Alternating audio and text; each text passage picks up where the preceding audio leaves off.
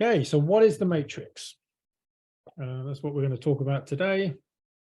I think it's a very good metaphor to what people believe is reality, but is actually the thing between those and reality. So here's a little Morpheus quote. Remember, all I'm offering is the truth, nothing more. This is quite interesting, actually, because when it comes to talking to people about the various things that are going on in the world, you can't tell them, you can only show them. There's another quote in the movie where Morpheus says, I cannot tell you what the matrix is, I can only show you. And that's obviously when he gives him the pill. And many of you will know that the red pill, blue pill analogy is used a lot in the awareness movement. I'm trying to make people aware. Trinity, it's the question now. It's the question that drives us. It's the question that brought you here. You know the question just as I did. What is the matrix? It's very interesting because what is driving people right the way they do? What is driving people to comply? What is driving people to understand the world the way they understand it? So Morpheus says this, the matrix is a system. You know, that system is our enemy, but when you're inside, you look around, what do you see? Businessmen, teachers, lawyers, carpenters. So the matrix is really this representation of things. So no one's born a teacher, no one's born a lawyer, no one's born a carpenter. These are things that we learn. So how do we learn them and what are they? So the matrix is often depicted in the movies as a series of zeros and ones trickling down the screen. And it's not too dissimilar in its reality to, you know, like a neural net. And this really is, when we think about how the brain is and how we make connections, a matrix is effectively many, many connections. And the matrix that we hold in our mind, you know, or our brain, are billions and billions of connections, which really define what we think the world is. So you could say it's really a map. You know, the map can form a system of control if you're not aware of it. So if people are born in a country that is a police state, then that knowledge that they're born into effectively is the prison. So what are these connections made up of and how do they really connect?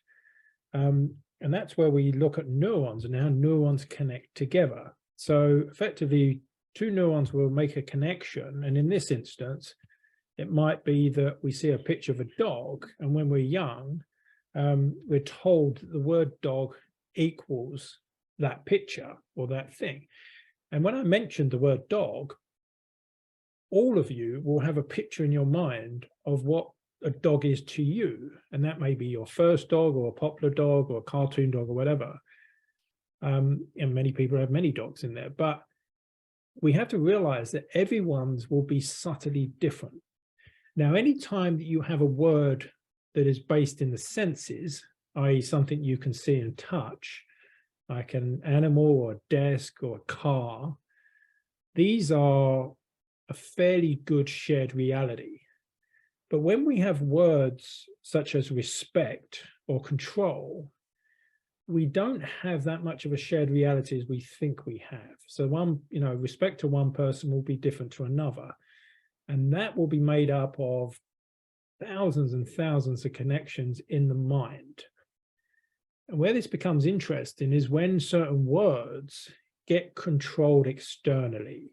And that's when people push narratives that they then control how people make those connections in their mind. And if done, you know, expertly enough, then those control networks can actually become prisons. So, you know, many of us know a dog as a loving pet, but to other people, and particularly being a dog owner, I've had it where certain people and certain cultures actually have negative association with dogs. And I've literally had people come up and cuddle my dog, and I've had other people run away screaming. So a dog can be a loving pet, or it can be dangerous, it can be any number of things. So these, I think the key point is that these things don't have an absolute representation. We think they do a lot of the time. Mathematics is probably the only thing that people would say does have an absolute representation. But all of these things are really how we have them held in our mind. So this is a very interesting scene from The Matrix where Neo sees a woman in a red dress, which is just an illusion, and then Morpheus asks him to turn around and he sees it's an agent. Now in the metaphor in The Matrix in the movie, the agents know the Matrix isn't real, the architects know the Matrix isn't real, and the resistance knows the Matrix isn't real. So all of those those two sides are effectively fighting each other. But there's a huge body of the population of people in the Matrix that have no idea they're in the Matrix. And Morpheus says, you have to understand, most people are not ready to be unplugged. So many of them are so inert and so hopelessly dependent on the system that they will fight to protect it. So what we've seen, particularly in the UK over the last couple of 100 years, and I'm sure all around the world, is that where people had control over their own matrix, their own map of reality, it's got to the point now where you can't live outside of being controlled. So the matrix is like this growing net that's, I mean, it's coming to the point now. I read a news article the other day that in Scotland, they're going to ban swimming and fishing and all sorts of things in water, that you literally then can't go in the water in Scotland, which obviously is completely ludicrous. But if you're in a job that needs the system to be in place, if you're working for the government or, or public transport, one of those things, you need that system to survive. So you're reliant on the system. I mean, look at drug salesmen. They rely on sick people to make money. So when Chomsky said, he who controls the media controls the mind, what he meant is that the media effectively puts out the information, a lot of it, which people build the connections in their mind from. So effectively, this is what also led Plato to say those that tell the stories, control society, because they're literally creating the connections that people form in their understanding of the world. And we have some hardwiring in a matrix, like we have the 5 basic needs, which I've spoke about a lot. And one of them is obviously safety. Another one is social acceptance. So if someone has income equals safety, which is a fairly common thing to have for the obvious reasons, when the income gets lost, then the fear of safety obviously will come up. So those that provide the job security, or, particularly when you look at governments, most governments now have, unemployment benefit. So that's the safety catch. They become the control mechanism. So obviously a lot of us, when we were at school, the connections that were being formed in our mind was, authority equals good. And obviously a lot of us have pushed back against that now. Or the person at the front of the class has authority over me. And then, of course, that extends that if you ask too many questions and you're told off, you can then make a connection. I shouldn't push against authority. Now, what's very interesting about this particular connection is that much of it is invisible to us. So much of the matrix is invisible. We can see parts of it, but so much of it is unaware to us. And a lot of it is not even, reaches our conscious mind at all. And there's many instances that you can see this. So I think it's Danny Shine, who's the social experimental guy. He went into Hyde Park, performed an experiment. Now, if you went into people in Hyde Park and you asked them the question, would you take orders off of a random stranger? They'd say, no, of course not. But all he did was walk in there with a yellow vest and a tannoy. He had no authority, but he just did that. And he started ordering people about, and everyone just did as he said. So what we have is this disconnect where we will run automatic programs when we see these connections. So the education system is largely responsible for the matrix that we build, and then it turns over to the media. So Morpheus said in the movie, you're a slave, Neo, like everyone else. You were born into bondage, born into a prison that you cannot smell or taste or touch, a prison of your mind. So many of the common beliefs in reality, it'd be wise to question them. Is that true? Do we need to do that? So, of course, a lot of the things in our mind, and it was Seneca that said, we suffer more in imagination than in reality.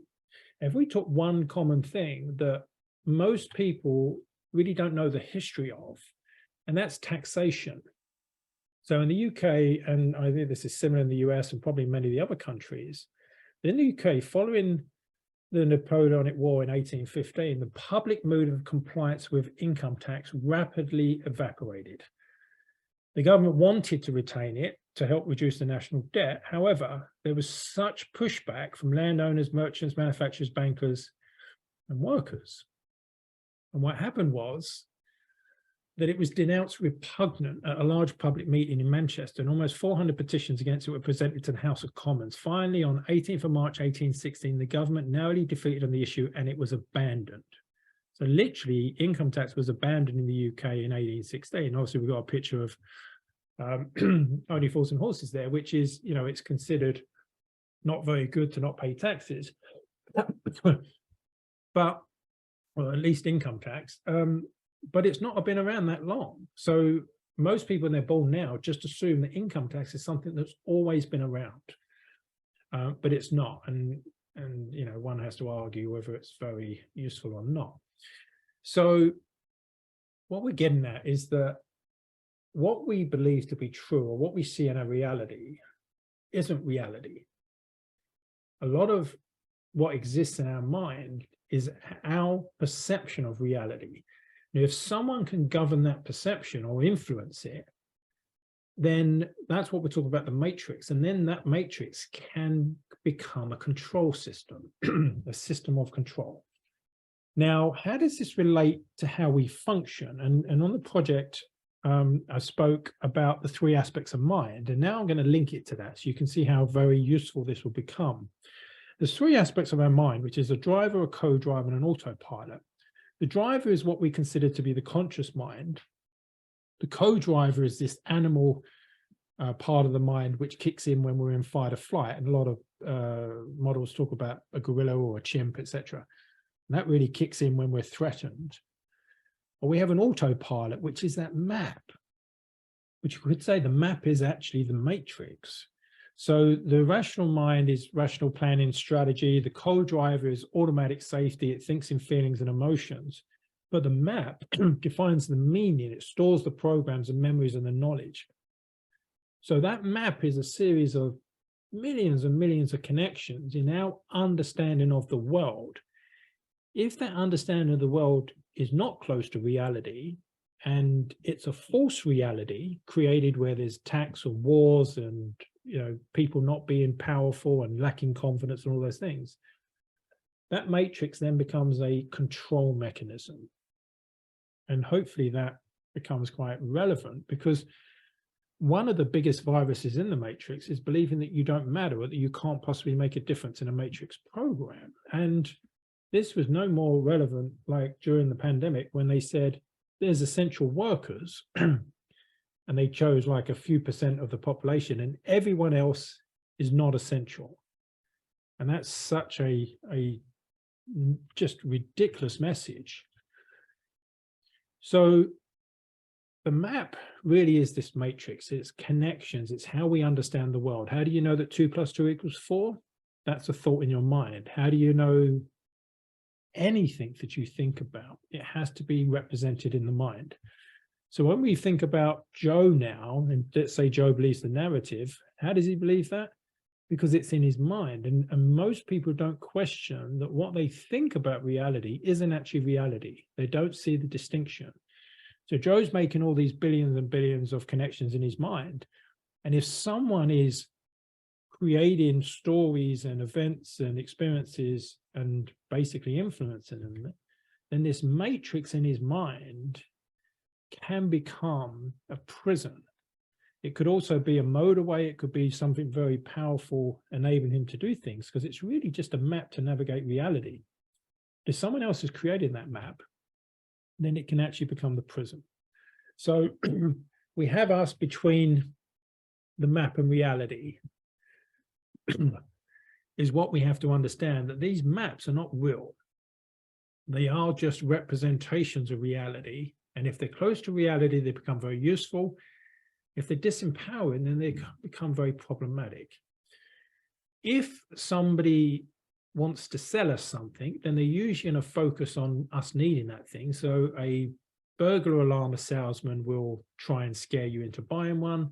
If someone's selling security, which governments are, then obviously their prime sales pitch is going to be to make you think the world is a dangerous place, everyone else is a threat to you, etc., etc. So you can see why building that matrix is very useful for the people that want to control the public. So really, it's an illusion, and there's many of them. Now, here's a visual illusion. There's no gap in there. Now, there is a very funny video on YouTube where there's dogs that see one of these and they jump over the hole. They literally think there's a hole in the floor and they're jumping over it. Obviously, we've probably come across this before and realized there's not a hole in the floor, and it's just a very clever use of art. The matrix is an illusion. Some of it resembles a reality, some of it is a lie. It can be a prison or a motorway. The thing that's really key with the connections that we build, most lies need strong emotion to keep the connection strong. Now, when you have a strong emotion, keeping a connection strong, no amount of logic will break that. Really key point to understand. If you want to shift any of your behavior, you have to release the emotion around a cognitive connection. If you're talking to someone around masks and they have a fear, unless your information releases that fear, they are not going to release that cognitive pathway. That's such a key piece of information. Now, the brain does so many things so incredible. I mean, look at this, right? The cat. The symbol on the left, which is a H, is the same symbol as the A on the right. But because of the context, you change that letter from a H to an A and vice versa. Now, the mind is always doing that automatically, and it does it so fast. And it's literally the matrix that does that, the matrix, the map of our mind. What do all men with power want? More power, said the oracle. And that's where we get onto Aldous Huxley's very interesting quote. The perfect dictatorship would have the appearance of democracy, but would basically be a prison without walls in which the prisoners would not even dream of escaping. It would essentially be a system of slavery where, through consumption and entertainment, the slaves would love their servitude. And of course, you're going to see a number of people actually being quite happy with the 15-minute cities. Why would they? Because they're map, because they haven't seen anything else. We really have to understand the map is so key, and I won't go into it today, but there's things like morphogenic fields where we talk about collective maps, which are very, very interesting.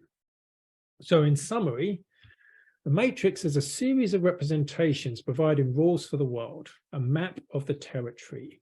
Yeah, it's such a key point to understand the word representation. There's a very famous story I tell about a Lady Mary that had a water phobia. Now, she'd had the water phobia for 20 years. The representation in her map said that water was a threat. Even though she knew that wasn't true, it didn't make any difference. It's only when that representation changed to water not being dangerous that the phobia disappeared.